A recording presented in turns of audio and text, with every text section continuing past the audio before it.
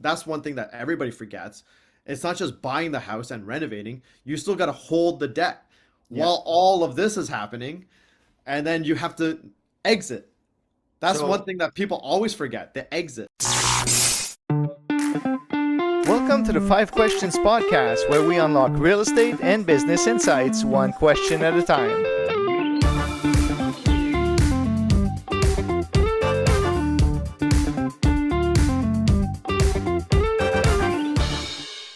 I'm Sam Castillo, and this is Sam Castillo and Associates. Let's go! From home and auto to commercial and nonprofit insurance, Samuel Castillo and Associates takes the time to understand your needs and finds coverage that fits your life and your budget. We're here to protect what matters most: your home, your business, and your family.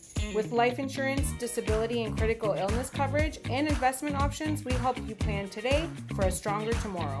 When life happens, make sure you're protected with Samuel Castillo and Associates.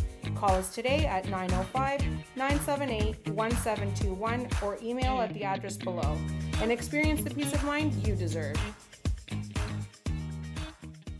Welcome to the Five Questions Podcast. I am your host, Mario Lamarre. Our guest on today's show is someone who understands the game behind the game of financing. He is a principal broker and owner at Metal Mortgage, and with over 20 years in the finance world, is helping investors, homeowners, and entrepreneurs structure smarter deals and scale their portfolios. If you want to grow in real estate, you need to understand money, and this guy does. Daniel Char, welcome to the Five Questions Podcast. Hey, thank you so much, Mario. Thanks for having me. The concept of the podcast, Daniel, is very simple. I ask 5 questions, either about real estate or business, and we get straight to the point. You ready? Let's do it. Okay. First question I have for you. Most investors think that they're ready to buy. But from your perspective, what are the biggest mistakes that people make when approaching financing that can quietly kill their ability to scale? Oh, that's a great question. Okay, so a lot of times I see new investors, especially, but it happens to this also happens with more experienced investors too, where Okay. they find a deal and they get super excited. Right. And now they're getting emotional with the deal because now they're imagining how much money they're gonna make. They're gonna imagine what they're gonna create. So I'll give you an example. Like I've done a lot of conversion flips with cottages. So a lot of our clients in the past couple of years, they got very excited buying 3-season cottages in Ontario. And what they would do is they would buy this cottage, raise a lot of money, renovate it, and convert it into a 4-season cottage. And it would be amazing. And then they would either flip it, sell it, Airbnb, or live in it, whatever the case. And that was a model that they started to take on. Right. But some of the mistakes that I've seen is that they start getting emotionally attached and not running their numbers properly. So they're buying in locations that are not good. For example, when we're dealing with cottages, the road access is very important because some roads are not maintained, Yeah. especially in the wintertime. So it does not matter that you have a 4-season cottage. If you don't have a access road, like that cottage is typically useless now, right? Yeah. So I would actually see a lot of newbie investors and also experienced investors look at the potential, the opportunity, and they don't look at all the drawbacks and the what ifs and the more important questions align with these deals. So that would be an issue that I see.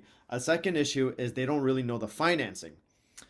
Financing a three season cottage and a 4-season cottage, two completely different products. All right. So understanding what you're trying to finance is Yeah. a must. Oh, 100%. Because what they do is they go in as a regular homeowner mindset. Right. So they'll go, oh my God, my personal mortgage is 2% interest rate. I never had any fees because, I make good money, I have good credit. Right. It's completely different when you're doing a flip project. None of that matters because now it's not about just you. It's also the property, the location, the project. It's not just about you. You could be Warren Buffett. Okay, you could be a billionaire, But if the property, the asset that the underlying asset that the lenders are going to back their money on is not within their guidelines, then they're not going to fund the deal. It doesn't matter how rich you are, because they're not funding you because of how rich you are.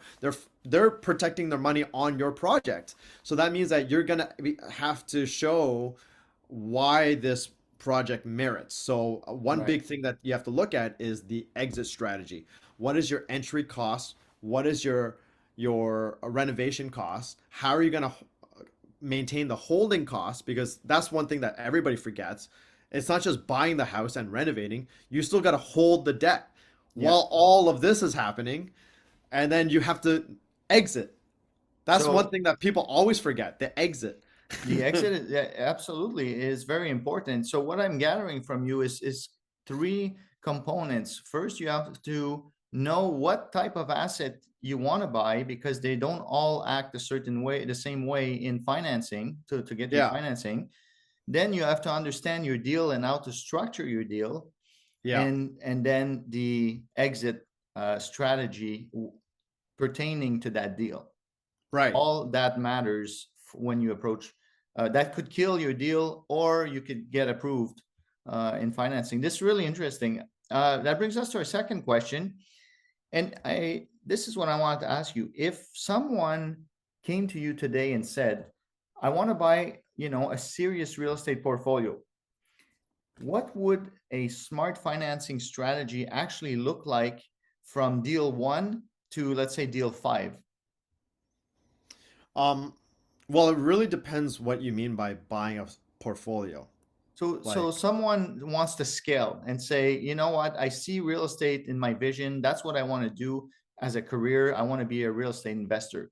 Now, they want to start by one property. How do you scale to 5 or more? okay, so the main focus is that more properties and more doors don't equal better. That's the Okay. first thing I want to say, because I see more people making more money with less doors, and they're liquid. And in the last 3 years, when we had the correction in the market, the people that had 100 doors, they're the ones who are getting hit hard. Right. So before we even get into scaling, we want to have that mindset of, you got to know your buffer zone before you get into. I always tell my clients, before you get in a deal, talk about how you get out of a deal. Right. Okay, so it doesn't matter Which if you, goes back like, to there's the no exit ego. strategy. Right. There's no ego. I don't care if you have 1,000 doors, because what happens is, if you got 1,000 doors, right? Okay, when it's good times, it's good times. But when the market starts pulling back, people get laid off, interest rate spikes, you're the guy who's holding the bag. Yeah. So the first thing is, we have to assess, where are you first in your experience. If you're a first-time investor and you own a home, I would say, before you look at any projects, rent out your basement. Okay? Don't look at flipping condos. Don't look at doing renovation projects. Don't start buying pre-construction. Don't buy a multifamily. If you own a home with a empty basement and it has a side door or whatever, rent that out.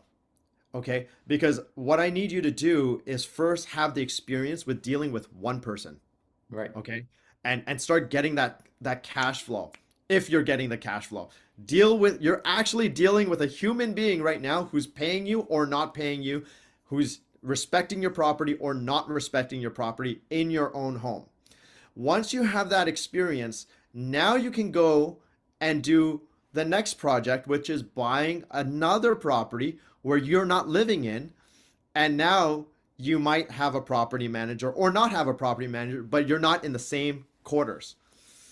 That's Because I that. see a lot of times investors, they start off, and because they have net worth, or they're retired and they got a $2 million house with no mortgage, they have no experience in this game, and they say, you know what, I'm just going to get a home equity line of credit. I'm just going to walk into my bank, get a $500,000 or $1 million HELOC, and now they're gambling Yeah. in this like cutthroat industry, and they're getting wrecked, right? So I would Absolutely. say, before you talk about scaling that, see where you are first and do it step by step.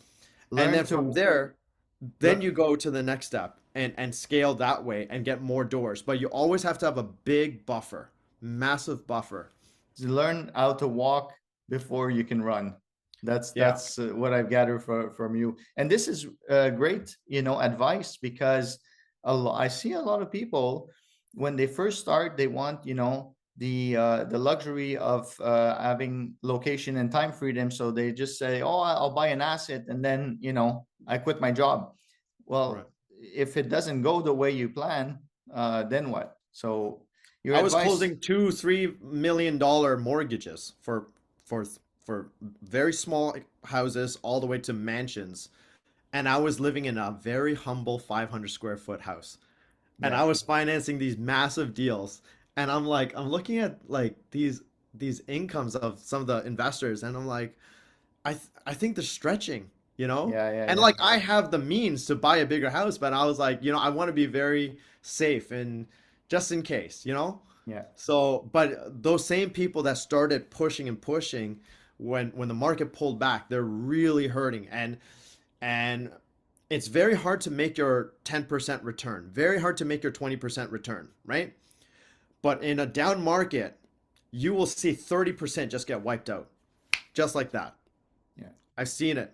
I'm seeing it right now. Like we've have appraisals coming in really short, mad short. So that brings me to our question number 3 that ties into, applications. You've seen, as you mentioned, hundreds of applications, if not thousands. Yeah. What separates the clients who get approved and move fast from the ones who constantly seems to be hitting roadblocks? So the first thing is you got to know what the banks are looking for, or your private lender, or your mortgage broker, because what you got to take yourself out of your shoes and put it in the shoes of the person who's giving you money.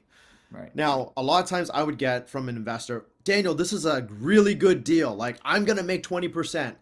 I make good money, blah blah blah. It's all about me, me, me, me, me, right?" But Yeah. you gotta realize, like, yeah, you're gonna make 20% if the bank finances this deal or whatnot.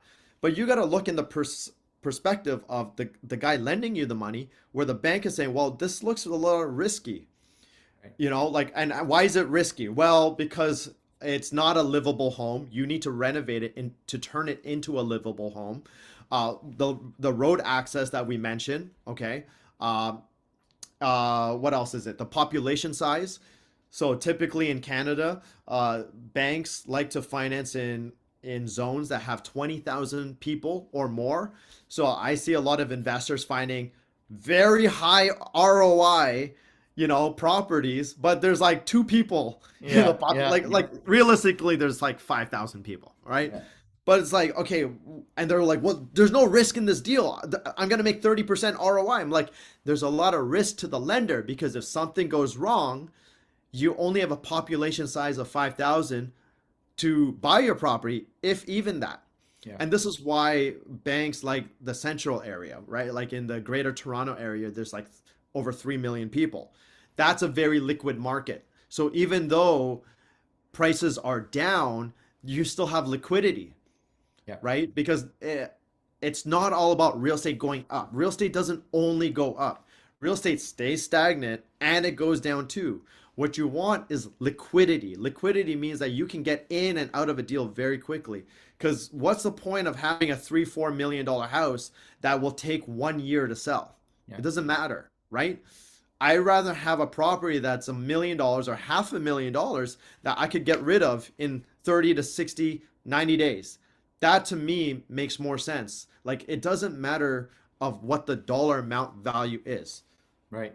So when you are an investor, always, especially when you're starting, when you're analyzing, you have to have different hats and be ready to take off your investor hat. And when you're building your application, when you're building your case or your deal, you got to put on the banker's hat and make sure Yeah. that if I fill it out like that, if I build the deal like this, is it going to get approved? And that's where it makes the difference for people who do get approved right away and those who hit roadblocks. Yeah. Ask yourself this question. Would you lend your own money on this deal? Yeah. Right? So would you Well, that's a lend different. somebody who's That's a retire. difficult Yeah. question, because if they Yeah. fell in love with the deal, they might say Yeah. yes, and that's the wrong answer. So yeah, absolutely. Let's move on to question number 4. And I wanted to ask you, in today's market, okay, market conditions, where do you see the biggest opportunity right now for investors who understands how to structure deals properly? Because we hear about, invest in the US and invest in the Caribbeans and invest in Canada. So people might be confused. Yeah. What's your take on this? There's so much opportunities here in Canada. You just have to understand what's the policies and the guidelines. Um, yes, you could invest in the States. Yes, you're making US dollars. Yes, there's tax advantages. But here's the thing, like, not every Canadian feels comfortable with that, Right. right? Like the average Canadian or the average new investor, they're investing for the first time. They work 20, 30, 40 years and they're getting ready to retire and they might own their home or they might have a small mortgage and they want to prepare their last stages of life of having a stream of income. These people might not want to invest in a foreign country like in the Bahamas or in the States, even though it's a great opportunity. Yeah. So I'm talking to these people here where they want to see, is there an opportunity to invest in Ontario, in BC? Yes, 100%. Now, how do you do it safely? What you got to do is you got to look at what the government regulations are. They're changing policies Constantly. rapidly, Yeah. constantly, right? So, and there's a lot of incentives that's happening. Like we just had the GST, sorry, the HST or GST or PST, whatever. Like, there was a tax for new construction, right? They're waiving Yeah. that, right?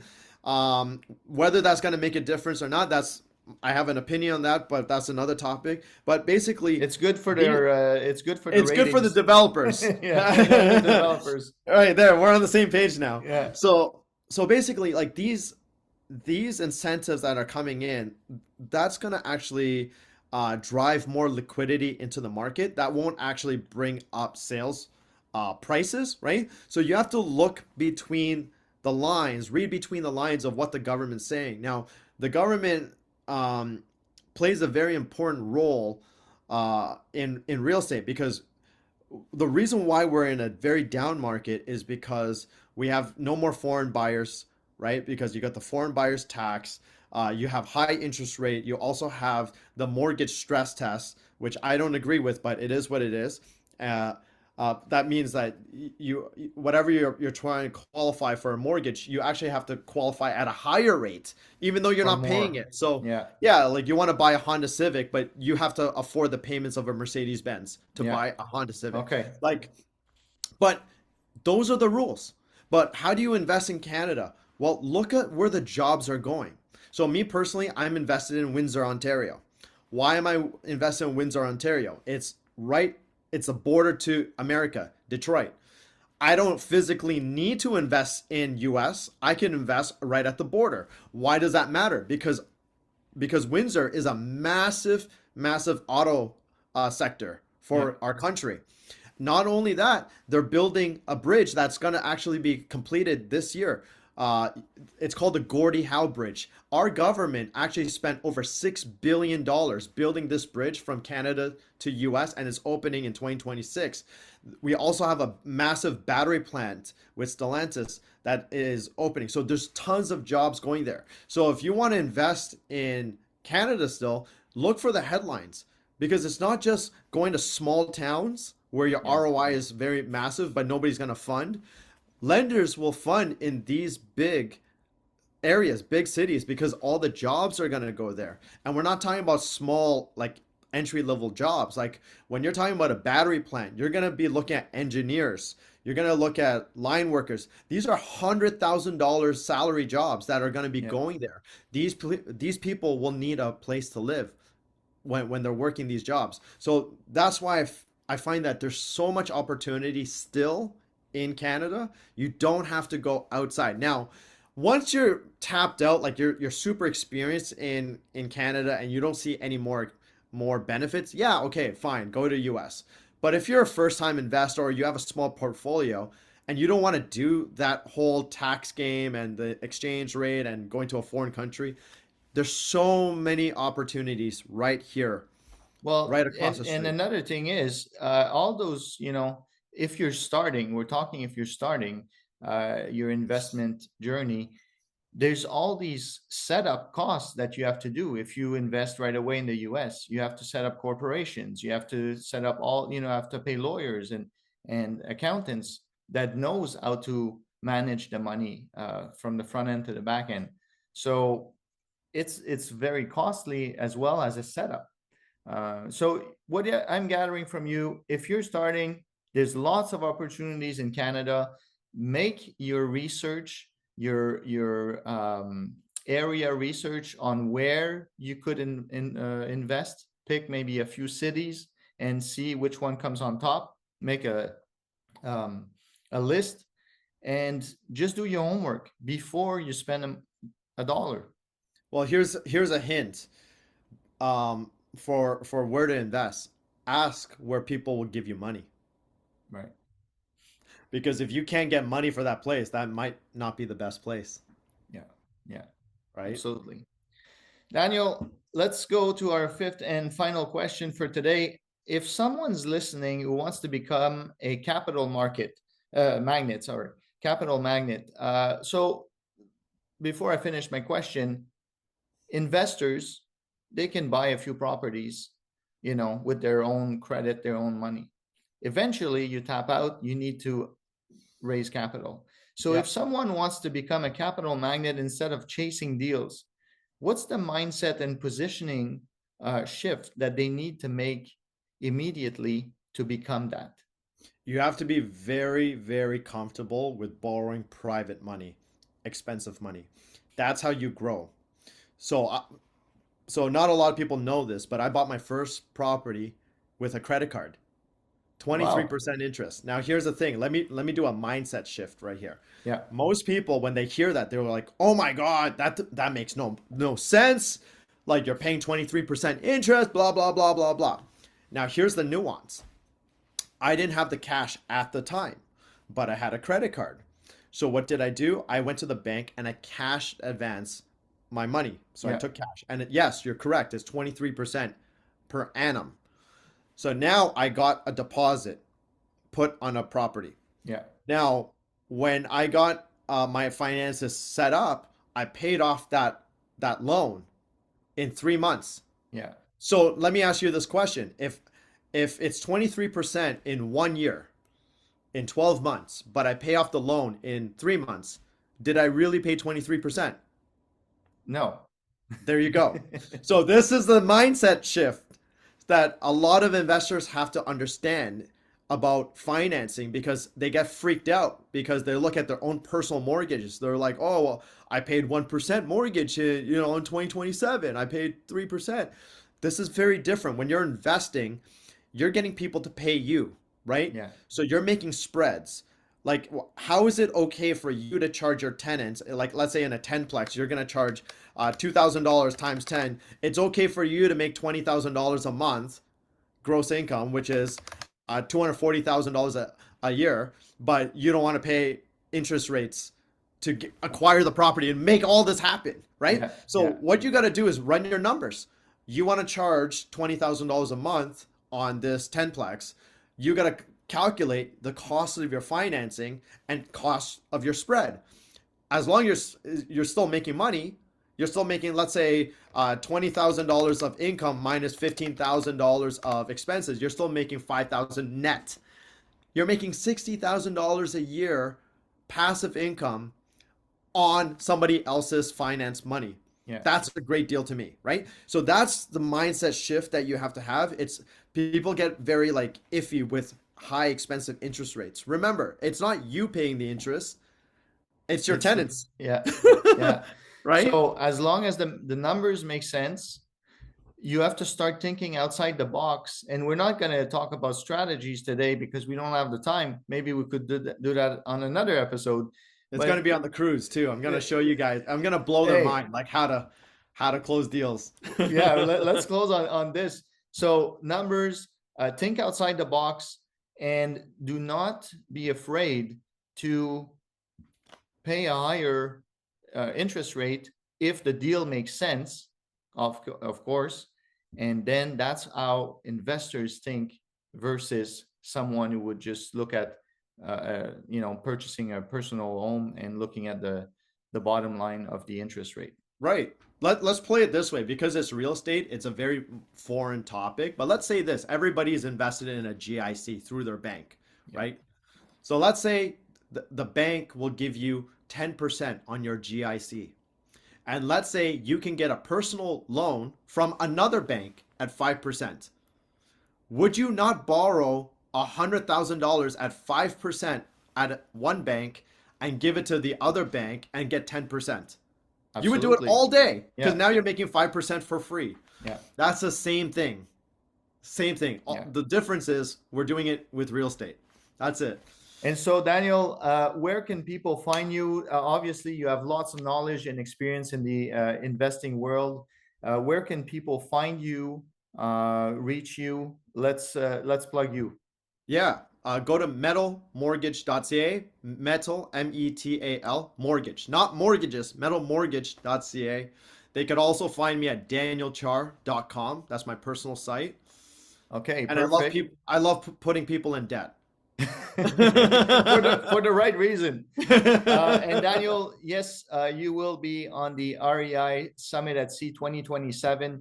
And so people can come and listen to you and hang out with you on the cruise, which will be, again, value added for them and have your conversation. So thanks again, Daniel, for being on the podcast today. It was a pleasure talking with you. I hope our listeners can take a piece of your advice on their journey. And we'll talk soon again. Awesome. Thank you for the opportunity. Thanks for tuning in to the 5 Questions podcast. If you enjoyed today's episode, don't forget to subscribe, like, and hit the notification bell on our YouTube channel so you never miss an episode. Stay tuned for more insights and tips to transform your real estate and business game. See you next time.